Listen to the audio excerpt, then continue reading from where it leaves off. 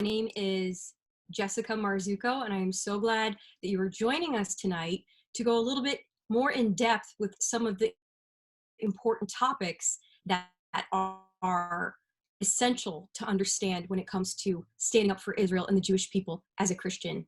You know, Christians United for Israel, we have grown to over 8 million members.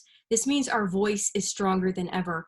And this means that when we come together and speak out for Israel and the Jewish people, we can have such an incredible impact. And this is a testament to the obedience of Pastor John Hagee, who stepped out and made an organization like CUFI possible.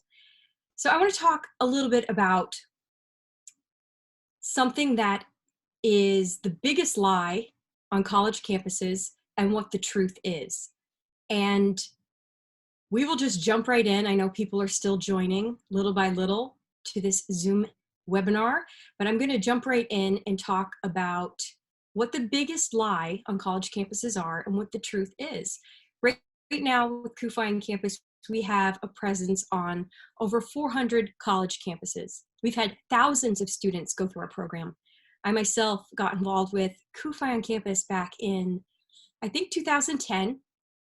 And I went to the CUFI DC Summit, and then I went to the winter training called SALT, Student Advocacy Leadership Training. And there I learned so much about the truth behind what is going on in Israel and how to articulate that on my campus.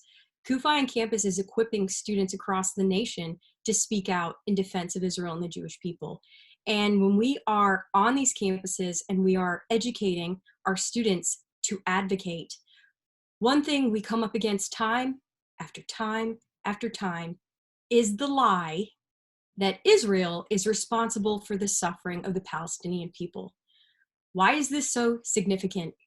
This is significant because this is literally the bedrock foundation upon which every lie on campus can then be built. What am I talking about? I want to tell you a story about 2014, February. I was the West Coast field coordinator for CUFI on campus. And the year before, I was a CUFI on campus student at Regent University. It was a very pro-Israel school, Regent University, and I established a CUFI on campus chapter.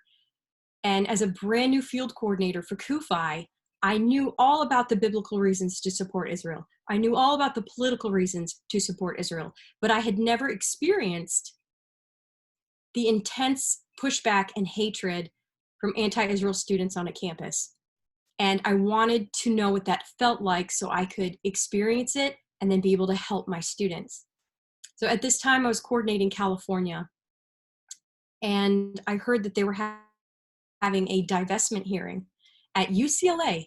And I showed up at 7 p.m. and it was the Ackerman building. And there were 2 long columns of students waiting in line to speak for 2 minutes about either why UCLA should divest from Israel or why not, that Israel should not divest from Israel, that UCLA should not divest from Israel, excuse me. And when I got there at 7 p.m., I was just showing up to observe and to see what was going on. And it was breathtaking in the sense of the lies that I was hearing. And there was no one coming up to the microphone for a 2-minute defense of Israel. And I waited hour after hour listening, and I wasn't a student at UCLA. And to get in that line, you had to be a student at UCLA. Finally, I had had enough after hearing that this person had been to Israel, and because they were XYZ, they were not allowed on a bus. They were not allowed to drink from the same water fountain. Israel was an apartheid state, just like South Africa. Israel was discriminatory from all of these different people groups. And I had been to Israel several times at this point. I had firsthand knowledge of what was going on. CUFI had educated me. So I got in line and I stood there until 2 a.m. And I waited in line, and lie after lie of students getting up to this microphone, very well organized lies, all complimenting one another, all collaborating with one another. And there was the random F-bomb and this lie here. met with cheers as if something truly groundbreaking and brilliant had been said. And I listened as a student screamed into the microphone, "An Israeli soldier can walk up to you and shoot you in the face whenever they want." And I looked over at a friend of mine. His name was Yair. He was an Israel fellow at UCLA, and he was a former IDF soldier, and a kinder and more gentler man you would never find. And he was absolutely devastated listening to these lies that were being said. And the hours I waited in that line, I never heard one Christian come up to the microphone and say, "I'm a Christian and I support Israel." So as I stood in line and I waited, I would listen to all of these narratives hijacked. I heard the Native American narrative hijacked, and people were saying that Israel were European colonialists and they came into the land and they pushed out the indigenous people. And Dr. Martin Luther King would stand up against Israel, and one after another of lies and stealing people's narratives. And I was standing in line next to a student. His name was Simi. We ended up talking, making friends. And as things were said into the microphone, instead of in front of the student government, asking that UCLA divest from Israel because they were an apartheid state, a racist regime, stole the land from indigenous people, XYZ, I would do the truth. I would speak the truth to Simi in line. And I said, they just quoted Dr. Martin Luther King in a means to demonize Israel. Did you know that Dr. Martin Luther King Jr. was pro-Israel when he lived? And he said anti-Zionist is just another name for anti-Semitism. And when they would talk about the oppression of the Palestinian people, I said, did you know that the Palestinian people are oppressed by their own leadership and by the terrorist organization Hamas? Did you know that children are used as human shields? And we go through the XYZ, and I could see that he was troubled hearing the other side of a narrative that he had never been exposed to, and to the point that he eventually got uncomfortable with it and said, we need to keep sideline conversation to a minimum. And he refused to talk to me for the rest of the evening waiting in line. And I eventually at 2 a.m., I got up to the microphone and I said, I believe in justice, I believe in equality, I believe in human rights, and I believe that the Palestinian people should not be oppressed. Therefore, I support Israel. And I went through a list as to why. And that's what we're here to talk about tonight. And that is Palestinian human rights. On our college campuses today, like I mentioned earlier, for those who have recently joined, the biggest lie you will hear on a college campus when it comes to Israel is simply that Israel is responsible for the suffering of the Palestinian people. We have to, as Christians, not only speak the truth in defense of Israel, but in defense of the Palestinian people. The reason the Palestinian people are suffering, and they are suffering, is because of their own corrupt leadership. There are stories of human rights abuses. The Palestinian leadership has withheld millions, multi-millions in aid to the Palestinian people. There are 1,700 millionaires in Palestinian leadership while their people live in poverty. This money is not reaching the people the money is intended to reach. When we talk about what's going on our college campuses, we talk about what's going on in the media, it's a huge attempt to distract from what is really going on. And that is the Palestinian leadership is committing outrageous acts of oppression against their own people and trying to distract from this fact by drawing attention to Israel every chance they can get and withholding the truth about what is really going on. Palestinians are suffering. There are people my exact age who are Palestinian young people who would be able to live in peace, in safety, and have hope for the future, and have hope for their children to live in peace and safety, if their leadership would have agreed to come to the negotiations table for peace, if they would have let their own children experience a hope for the future, if they loved their own people more than they hated the Jews, which is a quote from a former leader in Israel. And one of the things we are doing on with CUFI on campus and CUFI National and the Israel Collective and Eric Stackelbeck's The Watchman and all of these incredible departments of CUFI, Christians United for Israel, is we are making sure that the truth is heard and that the truth is seen. I have our field coordinator, Cherith Runyon. She's helping me with this webinar, and we have a video that we'd like to show you about what is going on CUFI campus and speaking the truth. So Cherith, if you could play this video, that'd be amazing. Absolutely, just 1 second. Okay. These are all CUFI campus students.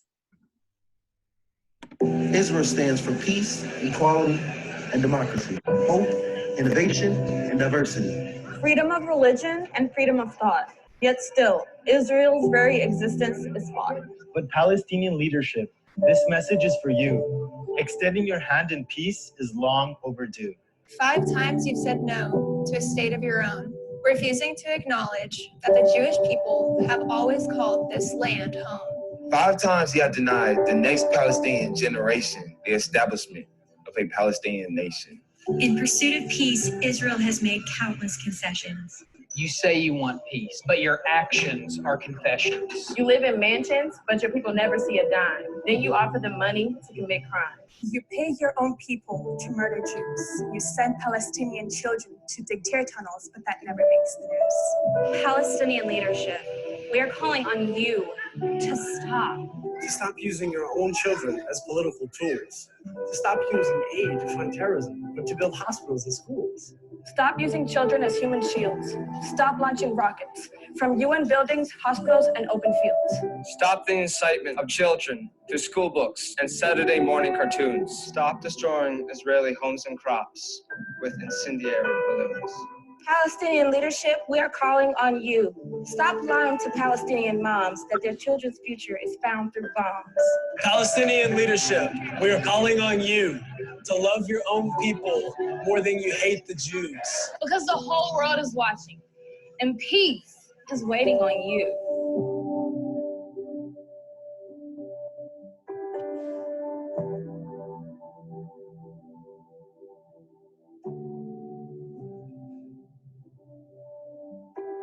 Thank you, Jared. So this powerful video is created by CUFI on campus to speak out for what is truly happening with the Palestinian people. And that, it's called a spoken word. That poem, it represents a fact. Every single line is something that was actually happening to the Palestinian people. One thing I want to highlight specifically is the incitement of children through Saturday morning cartoons. This is child abuse. There are people the age of our CUFI and campus students who grew up watching Palestinian Authority created children's programming and reading school textbooks that are demonizing Israel and the Jewish people to the degree that they have the main characters killed off by someone dressed as an Israeli soldier. This is traumatizing to these young Palestinian children. It is psychologically manipulative, and it is shaping the way they see the world. It is shaping the way they see their neighbor. If you are raised with this kind of hate, propaganda, lies fed to you from the day you're born by your own leadership, these children are, it's such a disadvantage. Their future has been robbed from them. Palestinian children, it is such a human rights abuse that they're also using Palestinian children to dig terror tunnels. Imagine those of you who are watching who are in college, your younger siblings, or if you're watching your CUFI community member, your grandchildren, or your own children, the Palestinian leadership takes these children and has them dig a terror tunnel for the purpose of having a terrorist go through this tunnel and appear in a civilian populated neighborhood in Israel and detonate an explosive vest. These children are being killed in cave-ins. They're being used as basically slave labor. They don't care about their own people. The Palestinian people are being oppressed, but it is not by Israel. Israel has time and again sent in aid, given funding. They are reaching out for peace. They're begging for peace. There are resources that CUFI has that explains the 5 times that the Palestinian leadership has said no to a legitimate peace plan to give their own people a state. This is the degree to which their leadership do not care about the future of their people. They only want to take Israel down. When you are on a college campus and there are 50 students chanting, "From the river to the sea, Palestine will be free," they're preaching this narrative that Israel is oppressing the Palestinian people. The biggest thing we have to fight on college campuses is BDS, boycott, divestment, and sanction, all based on lies. Asking these student governments symbolically to divest from Israel on the grounds that Israel is an apartheid state, similar to that of South Africa, where the majority were oppressing the minority, where you couldn't drink from the same water fountain, you couldn't live in the same neighborhood, you couldn't intermarry. This is not the case in Israel. And we have Israel Collective videos where we have South Africans attesting to the fact, after being to Israel and having grown up under apartheid South Africa, this is not the same thing, and this is a horrendous, outrageous lie. But here's the clincher. On college campuses,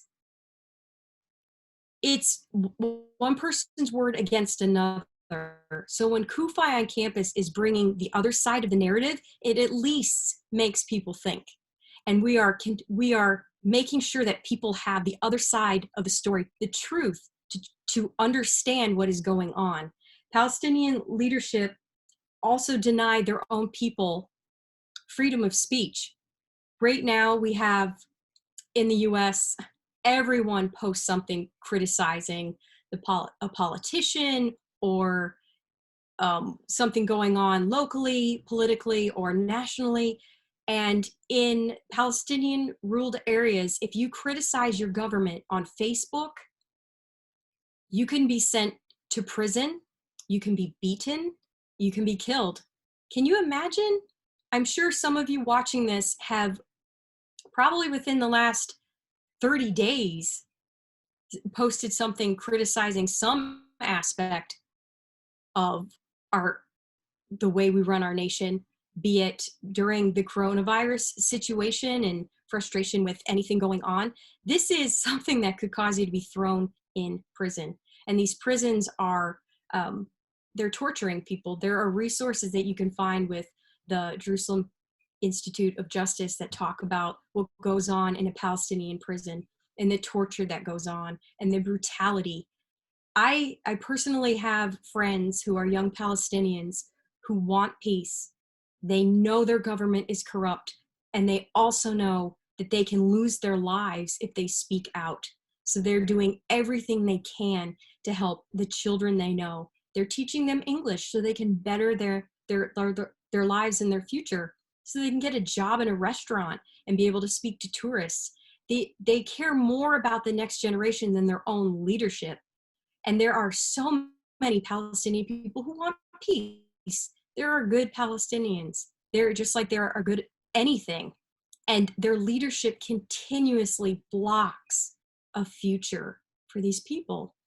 And it's on every level of society. Freedom of press. In the Palestinian-run areas of Gaza and the West Bank, there is not a freedom of press that we enjoy in the West. There is intimidation of Christians. There is a second-class citizenship for women.